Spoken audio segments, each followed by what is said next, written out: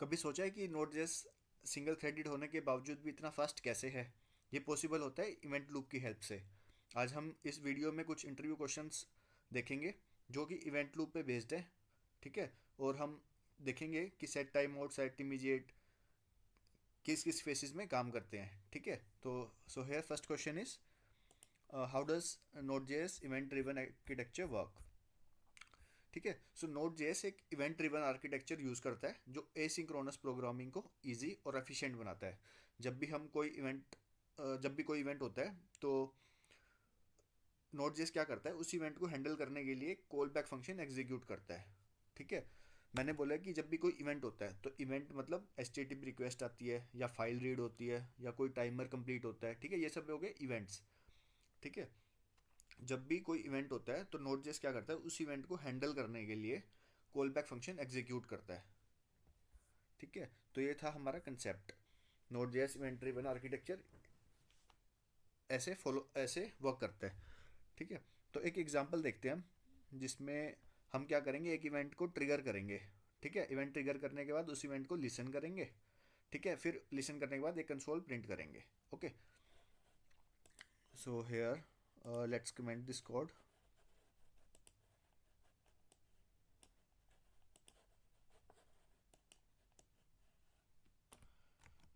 एक हम कोड लिखते हैं जिसमें हम इवेंट को ट्रिगर करेंगे, देन उस इवेंट को लिसन करेंगे। Okay. So const event emitter, या const event emitter to require, हम क्या रिक्वायर करेंगे, इवेंट्स को। ठीक है। अब हम क्या करेंगे, इवेंट एमीटर का एक इंस्टेंस बनाएंगे, const my emitter equals to new event emitter.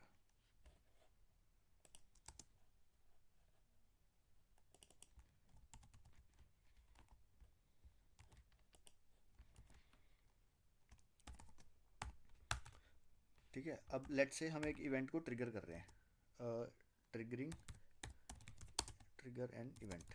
ठीक है। सो माई एमीटर डॉट एमिट के थ्रू हम क्या करेंगे, इवेंट को ट्रिगर करेंगे। हम मैसेज ट्रिगर कर रहे हैं। ओके। अब हमें इसको लिसन करना है, इवेंट लिसनर डिफाइन करेंगे हम यहाँ पे, डिफाइन इवेंट लिसनर। जो हमने इवेंट को ट्रिगर करा है अब हम उसको करेंगे listen my emitter dot using on. ठीक है। इवेंट का नाम क्या था, मैसेज। ठीक है। जैसे ही इवेंट लिसन हो जाएगा तो हम क्या करेंगे, कॉल बैक फंक्शन के थ्रू रिस्पॉन्स को भेजेंगे। जैसे हम कंसोल कर रहे हैं, जैसे इवेंट लिसन होगा तो हम क्या कर रहे हैं, कंसोल न्यू मैसेज रिसीव्ड। तो हमारे पास ये कंसोल में आ जाएगा मैसेज न्यू मैसेज रिसीव्ड। ठीक है। तो यहाँ क्या हो रहा है, माई एमीटर डॉट ऑन, ये एक इवेंट लिसनर सेट कर रहा है। और एमिट क्या कर रहा है, ये एमिट क्या कर रहा है, ये एक एमिट मेथड से हम मैन्युअली इवेंट को ट्रिगर कर रहे हैं। ओके। इसको हम रन करते हैं, node index dot JS. Okay. So जैसे ही हमने कंसोल किया तो हमें मिल रहा है new message received. So so हमारे क्या फीचर्स हैं इसके। ठीक है, इवेंट ड्रिवन आर्किटेक्चर के। फर्स्ट ऑफ ऑल है कि नॉन ब्लॉकिंग नेचर,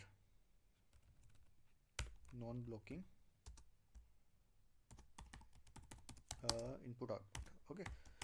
सो हम मल्टीपल रिक्वेस्ट एक साथ हैंडल कर सकते हैं बिना किसी ब्लॉकिंग के। Okay.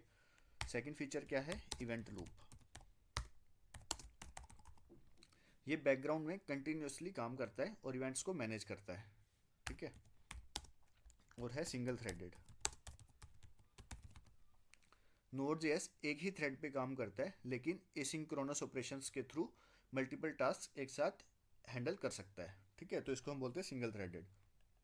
Now coming to next question, what is the stream in Node.js and what are its types?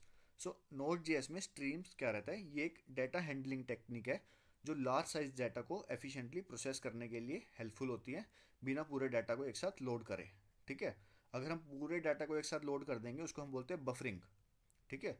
But अगर हम उस डाटा को एफिशिएंटली, मतलब अगर लार्ज साइज डाटा है तो उसको थोड़ा थोड़ा करके एफिशिएंटली उसको हम सेंड करते हैं डाटा को, तो उसको बोलते हैं स्ट्रीम।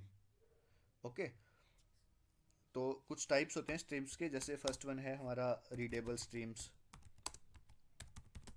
तो रीडेबल स्ट्रीम्स क्या होता है, जो डाटा को रीड कर सकती हैं, जैसे फाइल रीडिंग, ठीक है, या HTTP रिक्वेस्ट होगी, ये हमारी रीडेबल स्ट्रीम्स होगी। और होगी हमारी सेकंड राइटेबल स्ट्रीम्स। तो राइटेबल स्ट्रीम क्या करता है, जो डाटा को राइट कर सकती है, जैसे फाइल राइटिंग या HTTP रिस्पॉन्स हो गया हमारा।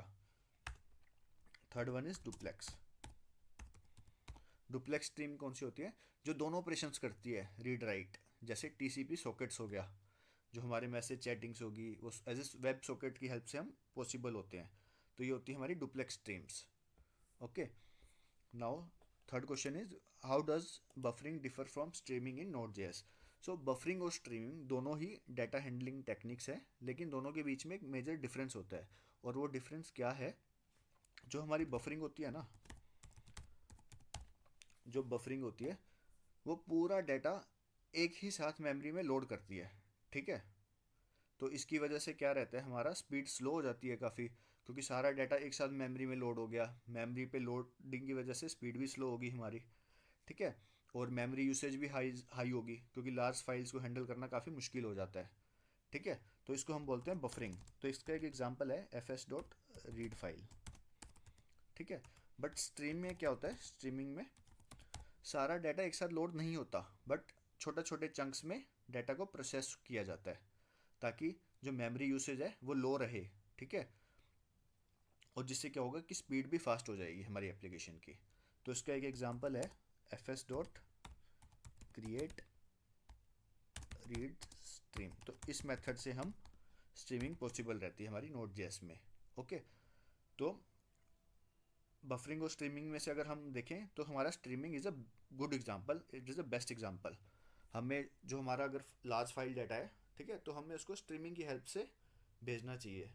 ओके, तो बफरिंग में क्या होता है, यहाँ पे सारा डाटा, सारे फाइल का डाटा एक बार ही मेमोरी में लोड हो जाता है, ठीक है।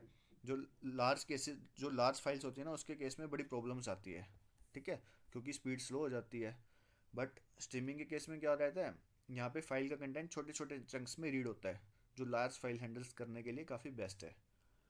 तो hope you understand the difference between buffering and streaming. Now next question is how do you handle large file uploads in Node.js। सो अगर हमें लार्ज फाइल अपलोड करनी है, ठीक है, तो streaming is the best approach, क्योंकि ये मेमोरी एफिशिएंट होती है और स्पीड भी काफ़ी फास्ट रहती है, ठीक है।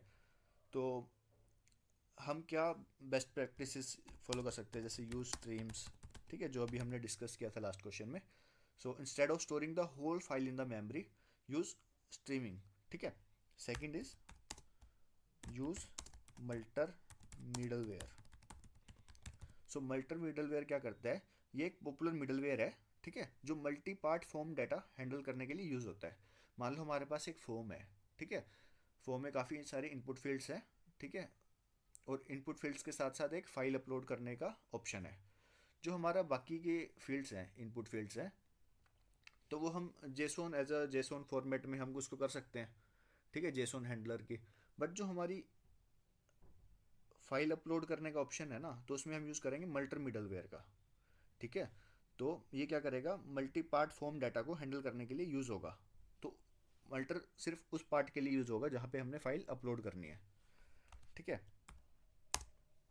So now third is what we can use chunking, ठीक है।